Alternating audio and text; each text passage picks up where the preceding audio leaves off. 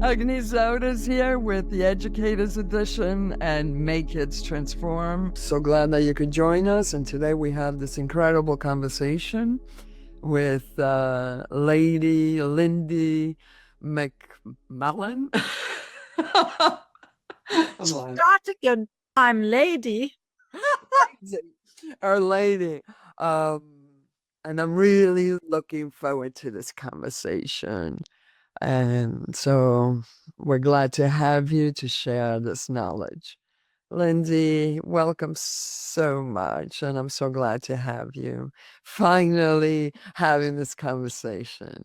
Can you please introduce yourself? Just tell us a little about you, what you do with education or whatever you think fits. But I'm very interested. I know you're multi-talented and in many places. So you can choose wherever path you want to go, but I'm very interested in your approach to education. Well, thank you very much for inviting me, Agni, and for this wonderful opportunity. I'm going to start at the beginning, which basically took me into education. It was my mother who always said I should become a teacher because then I could travel all over the world and teach. And this was something that I was not really focused on because I wanted to become a nurse.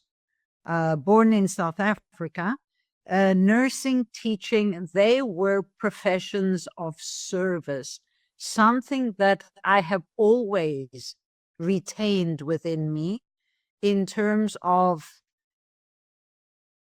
offering my services, let's say, to the world. So after I had studied, I started my education with kindergarten children. So I taught in kindergarten for a period of time. And then I went to third grade in a British school. And I found that it was absolutely incredible how I could learn from my students. So I've never been the kind of teacher that, would sit in front and say, look, I know everything. No, I don't know everything. I can pass on what I am supposed to pass on to you, but then they would teach me. And they taught me about inclusiveness. They taught me about acceptance of diversity because I always ended up with children in my class who had different challenges, etc. I have to say that I did actually start working with challenged children when I was 12. From 12 to 15, I used to work in my vacation time at Woodside Sanctuary in Johannesburg, which was a clinic where children came and they stayed and that were severely handicapped, either physically or most of them had Down syndrome. So I used to be the assistant of the psychiatric nurse, hence why I wanted to become a nurse. But it was funny that one day she left me with this car. I was only 12. And she had always said to me, do not lock the door, do not leave the children. You have to keep everything up. But I was only 12. And I went into the storeroom to get some paints, and little Heidi locked me in the storeroom and stood on her head outside. And no amount of pleading for Heidi to open the door, she would not open the door. It was amazing. So I was made very much aware of the needs, let's say, of individual students. I taught art in high school. I also taught drama to children for many, many years. And we used to put on theatrical performances. And they were absolute stars because I would focus on the potential that they had inside of them. So I would be there and say, come on, you can do this better. So we put on performances like The King and I, like Fiddler on the Roof. And we actually did Shakespearean Midsummer Night's Dream in junior school. And they were unbelievable. But you're a kid also during this, right? Oh, absolutely. Absolutely. Having absolute fun and enjoying it. Totally. And then I went on to carry on my studies, and I was moving into more of a psychological understanding of what children need especially children who have been traumatized, etc. So I got very much into psychology. I did my postgraduate work in transpersonal psychology and consciousness studies, which brings me to today, where I am the head of a department, a psychology department at the American University here in Athens, and I am a associate professor. So I enjoy teaching tremendously. The more managerial side of being a director of a program is not my best forte, let me put it that way. But when I get into the classroom, that is when I shine. And I've discovered something, that it is the students that actually inspire me to teach them. It's amazing, that flow of energy. Of course. So that is who, more or less, I am in terms of being a teacher. Been a teacher and been in education all my life, and in psychology. How yeah, I'm kind of curious. How did you get the opportunity at 12 to be, how did they entrust you with your colleagues? Although, It was, yes, those weren't your colleagues, but that is an interesting, that's very interesting, that question, because I had gone, for the first time, we had traveled from South Africa to London. And we were staying at a hotel, and a group of challenged children came into the hotel. And I sat up and said to my late brother, that is who I want to work with. He turned around, looked at me in a startled way and said, are you sure? And I said, yes, that is who I need to work with. And he said, when we return to South Africa, I will arrange it. So Michael was a lawyer. He was a very well-known lawyer in South Africa.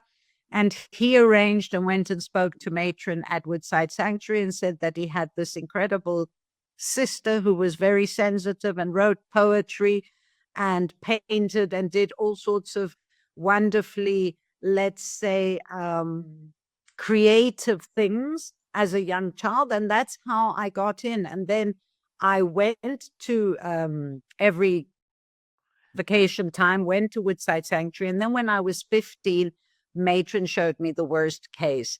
And that has stayed with me always. She was not sure if I could take it at 15, but she had seen that I was, really connecting with the children and doing whatever I had to do.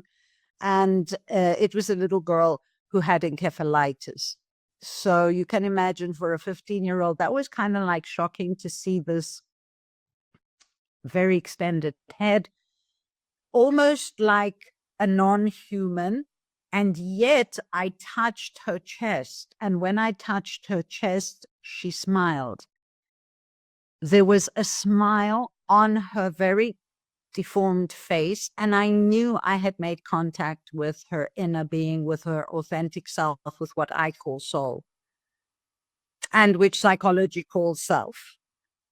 And that, I think, paved my way to understanding that we all have an incredible potential inside, and children are just waiting to be discovered and to be nurtured and to be held and to then grow. it's really beautiful. Soul self. The soul self, yes, absolutely. Is that your approach to teaching? It is. It is, in terms of the fact that I do look at, or let's say my forte at the moment is trauma. So actually, I just finished teaching a 5-hour class on trauma and trying to explain to would-be therapists who are just finishing their study, their master study, it's a master program, in telling them how delicate they have to be, how important the therapeutic relationship is, how to allow the trauma itself to appear rather than to dig in and to create more trauma. I think it's really, really important. And yes, I do add the soul as a bottom layer. I know that IFS and Schwartz talks about the self. I tend to believe that the self is still a part of our personality and our character, and that beneath that is the soul. So I like to quote James Hillman when he talks about revisioning psychology. And I think that in education, we should be teaching children from the very beginning of their lives in kindergarten all about psychology, all about the language of the psyche, because they are so aware, so much more aware than adults are, because they are still children. And there's a lot of fantasy and the ability to play with art and with acting and with theater and with creative play. There is so much that can plant, let's say, can what is the word that I'm looking for? It's there's a necessity to awaken their inner potential and to guide them and to hold the space so that they can grow into balanced human beings. So I think that the education system in general everywhere has to change. That's my belief system. So is mine, by the way, and why I do my programming. Um, Yes. how do you see that applicable in very basic ways? But how do you see that applicable for an educator, for example, that is teaching now kindergarten or first grade or third grade or elementary, like that still dreamy state of mind, which is Well, I think that all of them have to. 7 and 8. I'm a little bit strict on that in terms of the fact that I believe that every educator should have studied psychology. I find it absolutely essential, especially developmental psychology, so that they can understand whether there are developmental gaps in their students, that there shouldn't be that much on a focus on how we teach, but how the child learns, Hmm. and finding far more alternative ways, going outside into nature, teaching, for example, about plants and the way that everything grows. It is so much better to do it in nature, to get them to plant seeds and to grow plants and to then become part of the process of growth, to go and look after animals, to go and be outside in nature, learning about nature, going to the sea, learning about what is at the bottom of the sea, going to a mountain, not geography as it was just, learning about different things, but not being in contact with it. So I think that that would be something that I think would change I, the I, pace of I, education. I agree, Lindsay, but also we have to take into consideration that education is within a system and guidelines, and those guidelines are very strict, Yes. right? Like, for example, our kids in the States here, they don't go out at all. They don't even, most of them don't even have playtime, which is absurd, so these 5-year-olds are expected to sit on a desk for 8, 9 hours, which is completely against their nature. And and if they're doing it, they're sick, really. There's something wrong because they don't have the energy to move around. And at that age there. And so I completely agree. But how do we solve that issue when there's an educator that understands this concept and agrees, but has to deal with the perimeters that they already deal with, right? I think that that is the problem. And that is why, to a certain extent, people get tired and they cannot really, you fit into the system. The system is there for you to fit inside it. And I would hope that this is a change that is happening in the now, where things ought to, from a moral obligation, change. See, I was in the British system. So in the British system, we had a carpet and, they would do writing. There is stuff that they have to do when they're sitting at a desk, like writing, etc. But then we would go into our little corner and I had them sitting in a circle and I would give them angel cards. And angel cards would be little cards that I had got from Scotland that would have specific values like wisdom, like love, and then they would choose them and then work with them over the week. But I was pretty free in terms of doing this. Maybe I was lucky enough to leave education in terms exactly in time so that I could, move into university and not be so constricted, because I think that it's really important that we give students a voice. And if they don't have a voice, I think it is tragic. And I do not know what is going to happen, but I do believe that the top-down system has to dissolve and that we have to work as teams. And there should be a constant awareness that we are responsible as a group of elders, let's say. I don't know who actually decides on the system of education. Are these educators themselves, or are they not? Who is in charge of deciding how we learn, what is important? I don't know, but I don't think it's very relevant to the real life. So it's, I don't, I mean, I don't agree with the system. So I don't even contemplate that idea. It's Yes. just like, how do we reach those kids when we know, right, that the system, and it's overwhelming because a lot of the educators that I know really burn out because their deans, their principals, are dealing with like test scores. I'm like, test scores? The one, first grade? Like, who cares? Exactly. Listen, I had that conversation with my son. My son, when he was in kindergarten, was like, Mom, I got to do homework. And I was like, I'm not, like, I'm not doing homework. I'm anti-homework, as a matter of fact, and I really hate homework. And not only that, if you never do homework, I'll be fine with it. Like, I don't care. And he was like, but Mom, I like my star. And I said, well, then you do your homework. Exactly. Your mama isn't doing.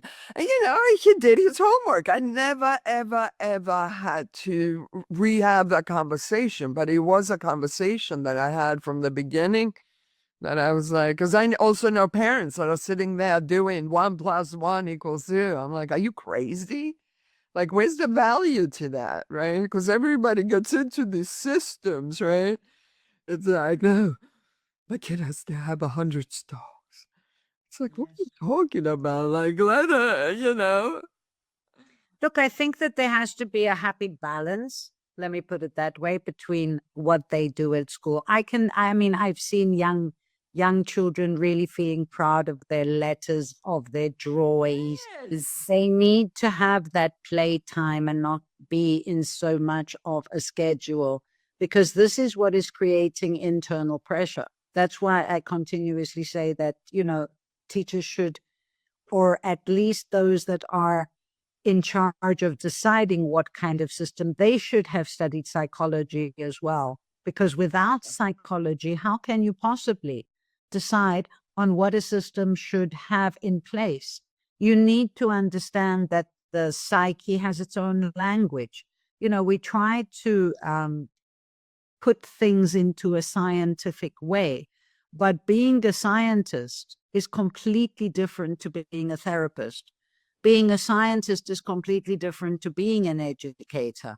I would like the idea of, let's say, presenting to young children all these fantastic names of people who have moved on, who have made a difference in the world, and give this to them to learn about their lives and how they experienced certain things. So this is where, for example, at university, obviously up to now, quantitative research has been number one. Well, I think that qualitative research, it's time for qualitative research to emerge. This is extremely important. How do you experience? Do we ask children how they experience school? Do we listen to them in terms of how they envision the future, learning how to read, how to write? Because that is very important. So, the idea of flashcards and a fun time, learning history by getting dressed up into all sorts of different costumes and enacting the historic events. They will remember them. Right. And they are part then of looking at history. So I really think that these systems have to change. Instead I of would horizon. Right. absolutely, and I would hope that this change will come. I think that the old system is holding on really tightly right now. I think that there is a lot of movement in terms of trying to change things, but they are holding on real tight because at every paradigm shift, there is this aspect of, no, I'm keeping the old order. And then the old order has to collapse and something new has to come through because that is the whole cycle of life. Do you see that happening in the universities? I would hope so, although I see the opposite happening in jobs. So that is exactly. But I'm thinking that, just before a change, usually you do go into a worse situation where everything is really tight. And then there are so many people out there on the streets. There are so many young people that are actually talking and they have an incredible wisdom. I mean, I know that they are facing, nothing is ever perfect. But if we are a little bit aware of the fact that we need to all work as a team, that this whole idea of global education, as far as I'm concerned, is the only answer, is to actually think about also people learning about other people's cultures, not being afraid of other people's cultures. If we are to move towards an evolution, this is what we have to embrace. So I'm very passionate about that. And I don't think that I would be able to work in a system where I was just asked to stick to the syllabus and teach them what let's say, older people and years ago, how it has evolved. Because history is changing, the world is changing. So surely education has to change as well for the better. The world's changing rapidly and it's happening in every aspect. We're seeing that, right? So that's the good part in terms of, okay, fine, this is the old system. We have to be understanding of the old system and then, sort of like look at all the different possibilities and how we can deal with it so that there isn't all of this burden out. And of course, technology now coming in with AI and stuff like that, it's complicating things. Extremely. I mean, I really have said to the students in psychology that they will get an F if they use AI because I asked them to reflect and reflect. Critical thinking. Oh my God. Absolutely. And it's like, please, if you're going to use AI, you're going to get a 0 because for me, it's the same. First of all, it's double the work. They have to really check that the AI information that they've got is actually correct. And that is a mammoth amount of work. So they may as well go into their own research. And how are they going to learn if they're just getting everything done and produce us? Exactly. But not, and that's the biggest challenge, I think, even now. I mean, we were going about stopping critical thinking anyways for a couple of decades. And now we're seeing that on another level. I mean, plus the AI is very bland. Well, exactly. And it doesn't cease to be a machine. It is not a human being. And there isn't an aspect of consciousness yet. I have no idea if that is, going to change, that it can be quite dangerous. But in general, I just don't like the idea of all of this idea of, people who are alone, getting an AI companion, a robotic companion. I remember when I was at university in the United Kingdom, we had an excellent professor who was telling us about kindergarten teachers and that in Japan there was a kindergarten teacher who had a specific smell, who was trying to tell children that, she loved them and stuff like that. So from a practical point of view, yes, it's wonderful. The robot teacher will have all the answers for all the questions. But is that really where we want to move towards? What about empathy? What about compassion? What about gratitude? What about that human connection? Now, when I was finishing actually at school, I remember that in Britain they had brought about the aspect that, you had to be very careful. You couldn't touch children, you couldn't wipe their Right. noses, and all of that. So I think that we're going from one extreme into another in a bipolar world, and that is it's necessary in a way for change to happen so that we can get to the midpoint and use both aspects to learn from and to choose that midline, the Tao. What do you teach your kids? What subjects? I'm kind of curious, like your approach. When I was at school, or when I was teaching at school, No, or now at no, university? no, Now, no. I teach a number of things. I've taught brain and behavior, and neuropsychology, psychotraumatology, counseling, the first counseling, let's say, interviewing, which I know that, of course, I'm in a program with cognitive behavioral psychotherapy and cognitive behavioral therapy, which is CBT, which is going around everywhere. And I understand that the system cannot spend the time with people. So it is a good evidence-based therapy, but it is not applicable to everyone because everyone is unique, number one. Number two, what about people who have suffered from trauma and who have deeper issues? You can't just change the thought processes. This is this idea of, pop psychology with here is an affirmation, repeat it to yourself over and over again, and then you'll be fine. Well, no, it's not like that, because with triggers, that wound is still within. So that has to be completely dealt with. So from, let's say, diagnosis, what I always teach the students is, first of all, there's psychologists that can't diagnose, only psychiatrists can diagnose. So I'm very clear about that. Secondly, I tell them, if you are listening to your client, and diagnosis is foremost in your mind, you are going to hear what you want to hear in order to fit those boxes, to tick those boxes in the diagnosis, and to find a technique to help your client. The point is that you need to listen deeply to their story, because I think that this is what we need to become aware of in general, is the silent voice that is internal and doesn't feel that it is understood, cannot make itself known, is not seen.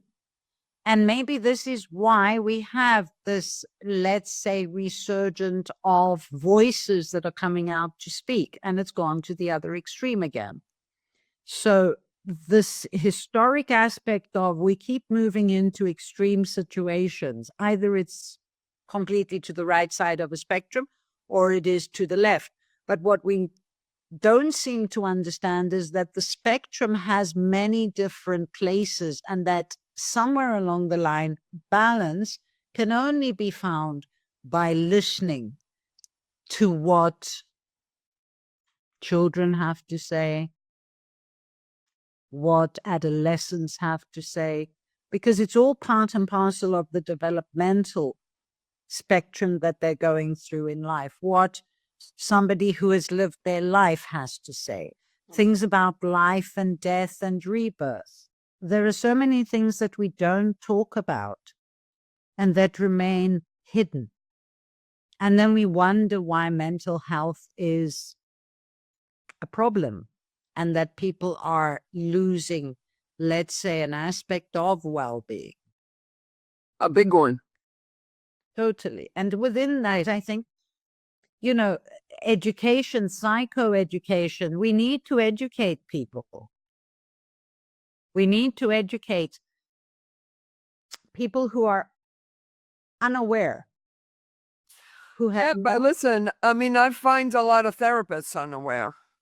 Oh, absolutely. Right. Because they don't have their experience. Yes, I agree with you fully. Because they don't do it themselves, right? It's like this idea. I mean, you can have all the knowledge. Wisdom is different. Exactly. Wisdom is embodied, right? I could read all the books. I could have PhDs coming out of my galzu, but it's like without the experience, you cannot have the wisdom. You're not embodying it, right? Absolutely. And I think I found And I think they cause a lot of they cause a lot of issues, by the way, even worse. Anyway, sorry to interrupt. no, they do. Absolutely. I agree with you fully. And I think that this is where I mentioned IFS and Schwartz. But what I have developed in my research is what I call internal archetypal systems Okay. therapy, which is using the wisdom of myth. So again, I will mention James Hillman and Jung and Karenyi, who all When Campbell came. absolutely Joseph Campbell's Yeah. hero's journey is absolutely brilliant in terms of the stages that we go through. I would just say, absolutely, it's kind of like a spiral. So there is so much wealth, and I'm very glad in a way that I did move to Greece at the age of 18, and that I became very conscious of living within these ancient, let's say, buildings and the land, and learned about the trauma, let's say, that each land carries. But the myths themselves, I think that they can offer that wisdom. So there is so much to teach children if we rewrite those myths with their proper wisdom teaching behind it. I did my PhD in ancient Greek myth and music in personal, professional, and transpersonal development. It was a mammoth task, but I did it with the myth of Persephone and Demeter. I can tell you that continuously stuff emerges that I haven't seen before. It's like when you do a qualitative study. You start looking at the ground, then you go a little bit deeper, then you go a little bit deeper. Then you realize that this is multi-layered, that you will always find something there about the growth, about how the evolution, let's say, of life occurs. So I think that it's fascinating. At the moment, I'm very much into the myth of psyche and eros in terms of the shame and guilt and love and psyche and messages that are all hidden within these myth stories. And that's where the archetypes came from. So that's why I'm very much into the idea of looking at our archetypes, talking about dominance and submissiveness, those two aspects that we all carry, the trauma that we carry as human beings. So interesting. On this planet. This is a massive conversation, but I love. Can you elaborate, please? Elaborate on what? What exactly? On that.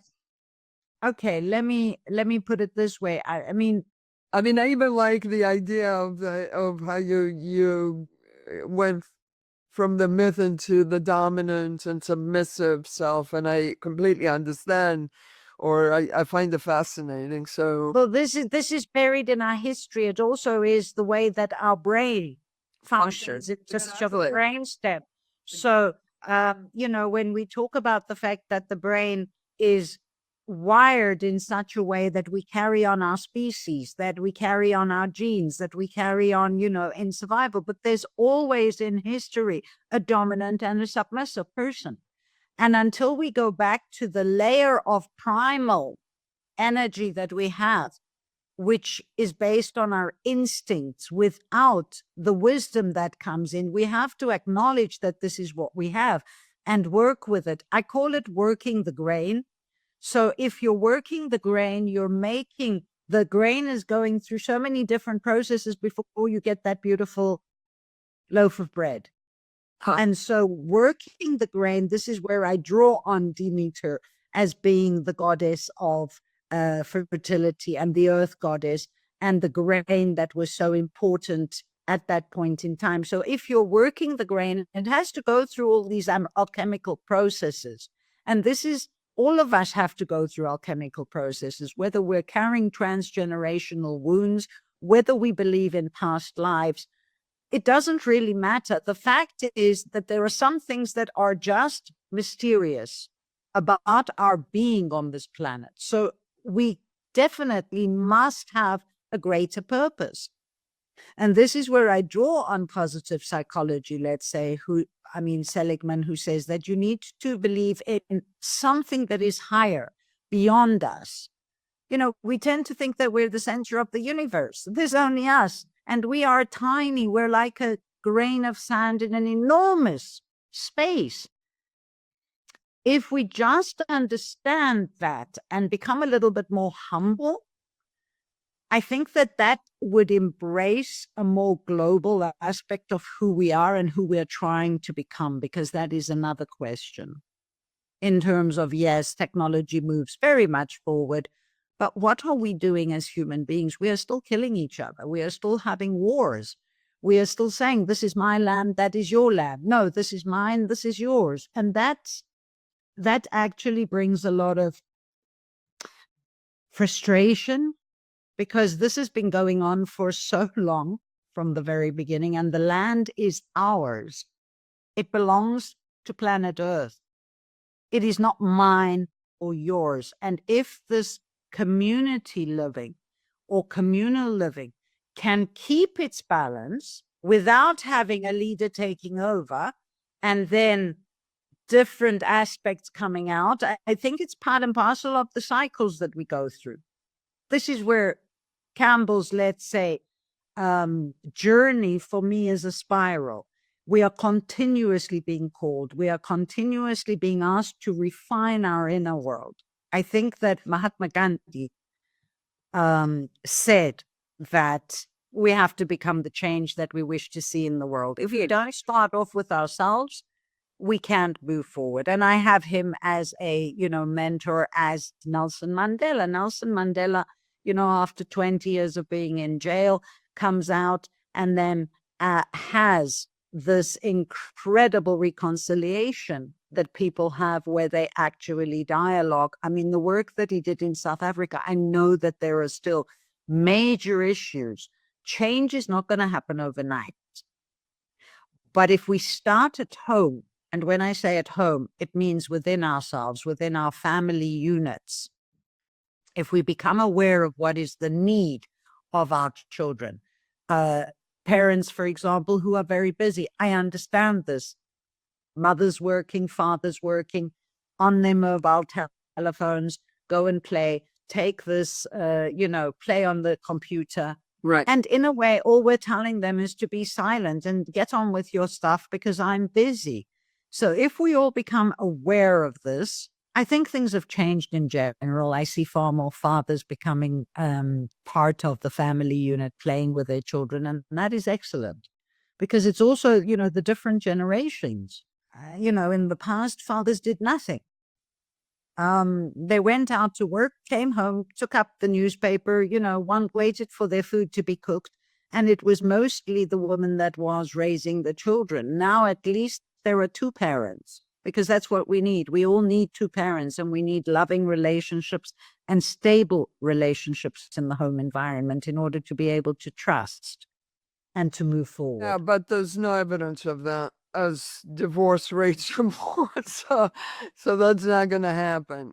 I'm not convinced of that, but I do agree. It's happening maybe at a slower rate, or that's what I see. It also, depends on what you see. You look for what you want to see, and that makes you happy. So I have seen a number of fathers, and it has made, well, this is in Greece at least, it has made an impression on me.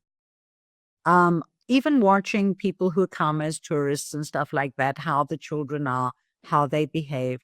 In Greece, children are a little bit more free. Let me put it that way. Of Freedom is course an it aspect. is, and it's So a culture that is family orientated. It absolutely. really is.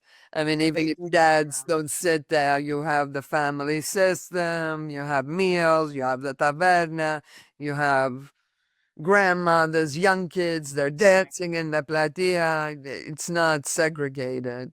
No. Where, I mean, Greece is it's a good place to be, that's for sure.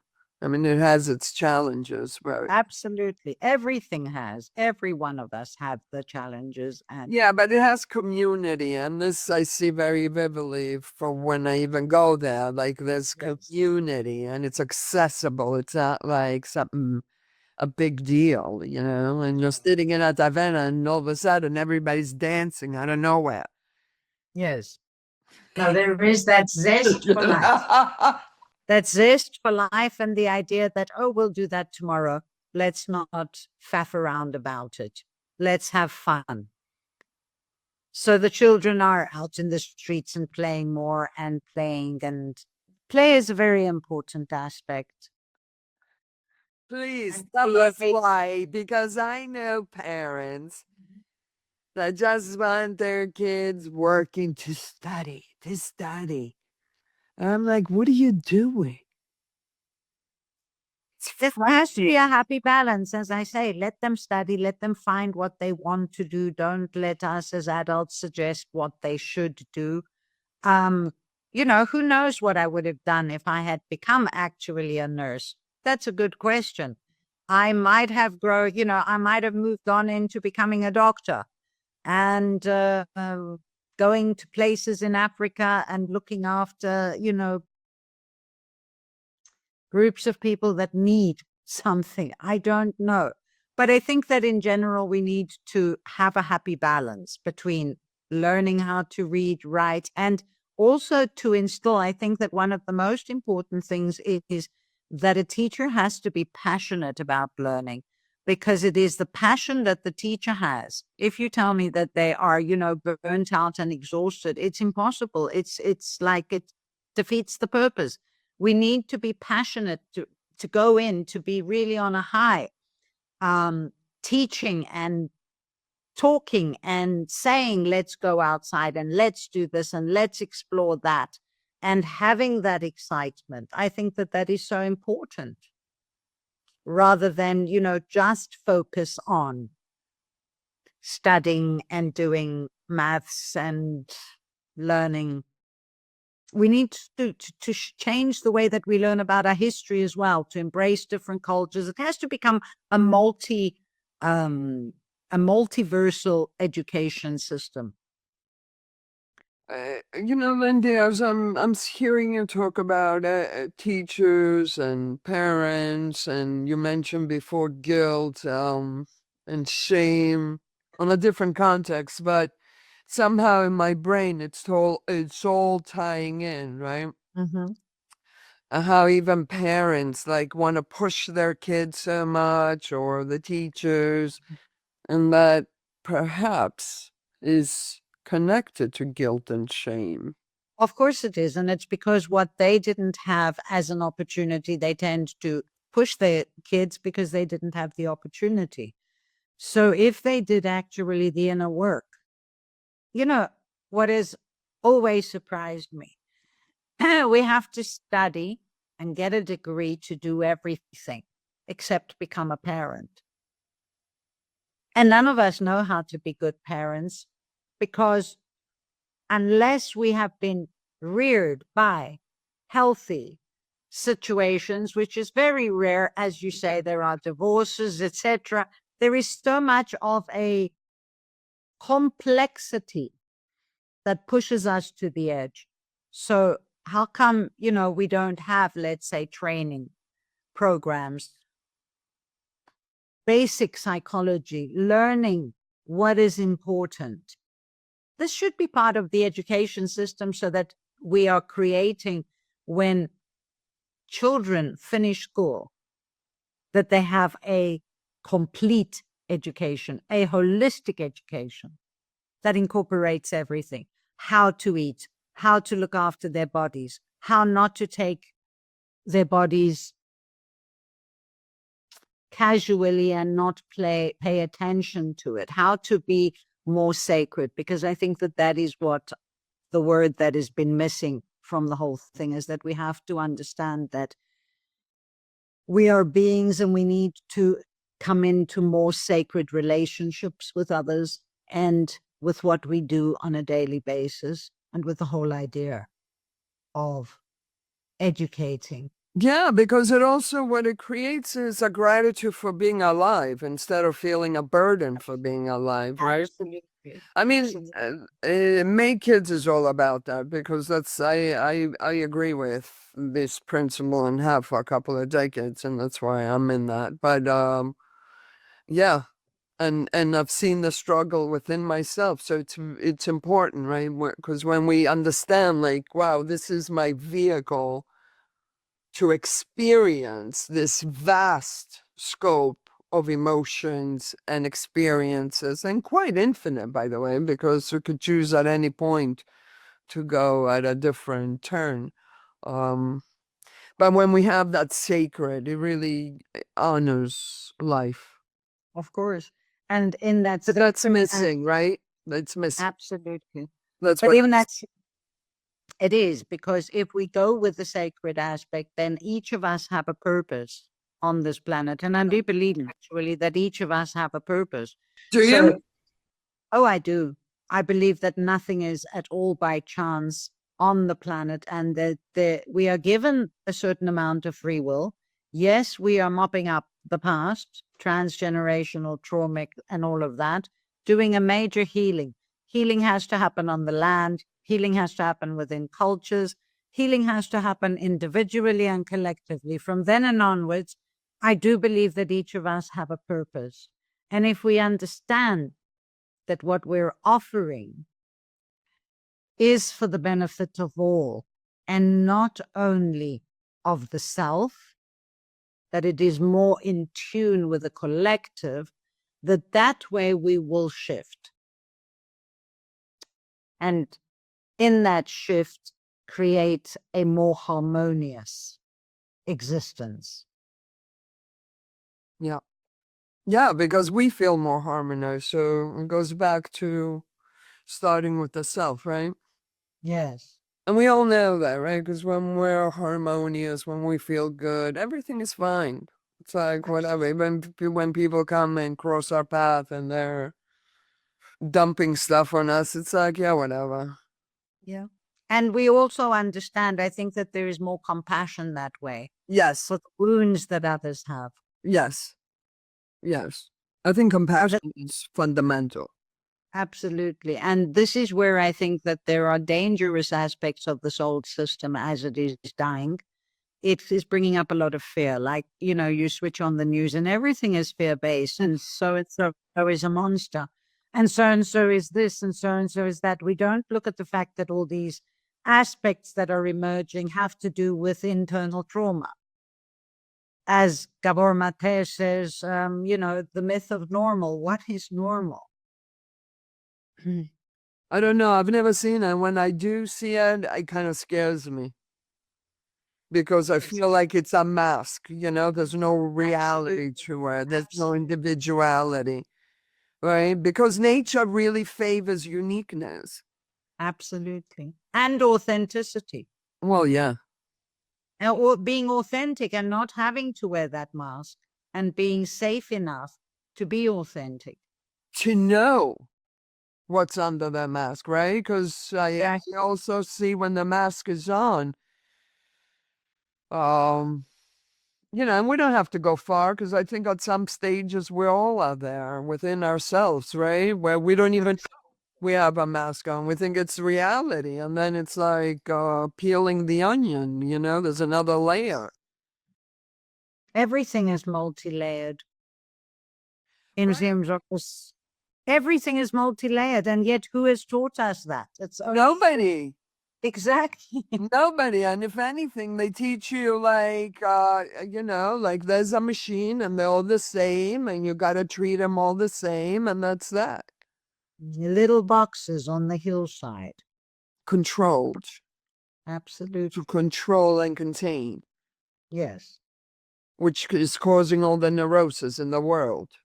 Of course. So hopefully that will shift. We have to keep hope alive.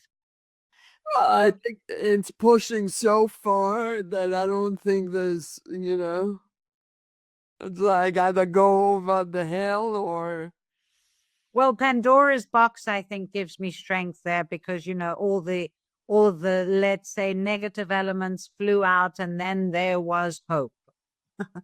And hope was at the bottom of that mysterious box. Hope. So hope, yes, hope. I have written a number of children's stories that I've never published, actually, that have to do with this little creature called Hope. She wasn't a creature. She was kind of like an angelic being that sat on a cloud, looked down at Earth, and just decided that she was going to, help and assist certain aspects. So it was teaching history through hope. What do you think hope is? A belief, a deeper belief in the meaning behind all of this that we call life and existence, and that there is a higher plan, and that we are just ready to climb Jacob's ladder and discover wonderful magic in everyday life and in connectedness with people and in the ability to love deeper and wider and to bring the sacred into every aspect of our life. And not be so concerned with, gathering objects around us in terms of self-worth. Because I think that, when you strip somebody of all the wealth that they have achieved and all the job titles that we have, what is left? Something beautiful has to be left. And that to me is hope. That magical golden flower within that we suddenly discover. And we become semi-divine. Back to myth again. See how I like to bring it all around. Well, it is all around because it's circular and it always moves like that. It's not linear. I mean, we're trained to think, if anything, that's what's wrong with education. It's like this linear line, right? And we know that learning doesn't happen like that. Exactly. It's loops of I don't even want to say the word time, but there's another way to that fragment of density, right? It's cycles. The Cycles of existence. And there can't Cycles of being. Cycles of existence. Cycles of understanding.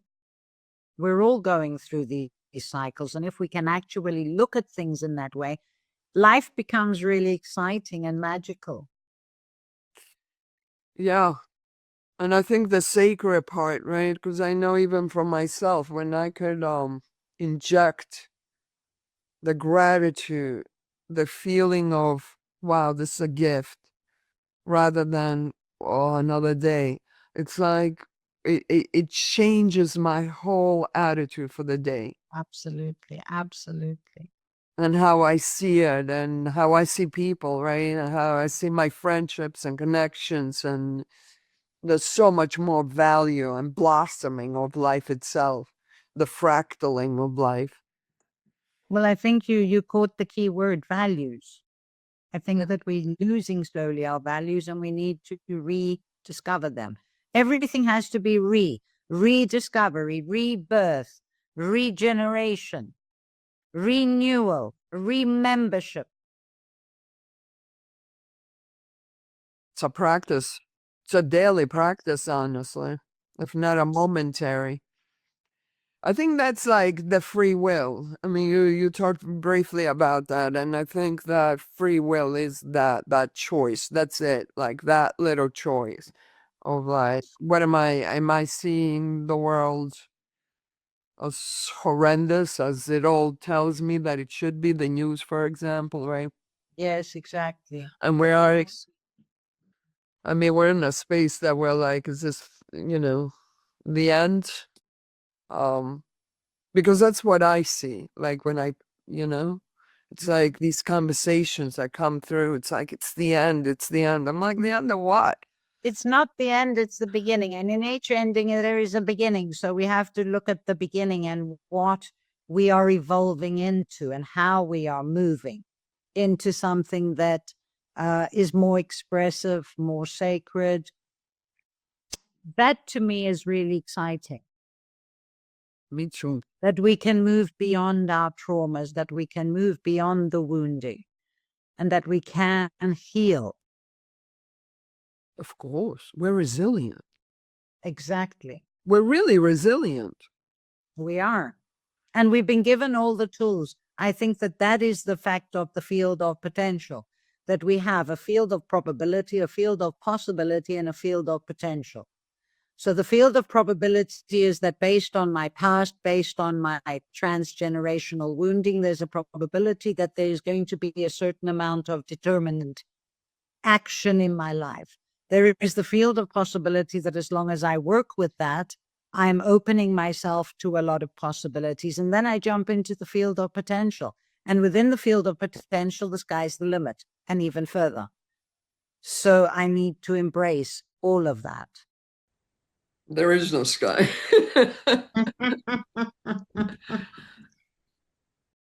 I love it. I love it. Anything else? Not really. There's so much to There is, absolutely. But I think for a start, it's great that you're doing the work that you're doing, and it's inspiring. And thank you for giving me the opportunity to reminisce about, I think that these kind of discussions are really inspiring, because when we're put on the spot and we're asked to introduce ourselves, to think back, we see a different aspect. There's a different facet that emerges, that begins to shine. And that is a feeling, it's not a feeling of, oh, look at what I've accomplished, or, oh, I'm successful. Not at all. It's a matter of like a childlike It is a child that emerges at that moment. And then it's like, okay, let me get, going. I can grow a little garden and plant different things in, and then watch how they're going to grow. And, look out at a different world and see a different world, and greet a soul in a person rather than their character or their personality, and connect at a soul level in authenticity. And that makes life rich. Beautiful. I think that's... Thank you very much for giving me this opportunity, Annie. Thank you, sweetheart. Very Having grown it tremendously. Me too.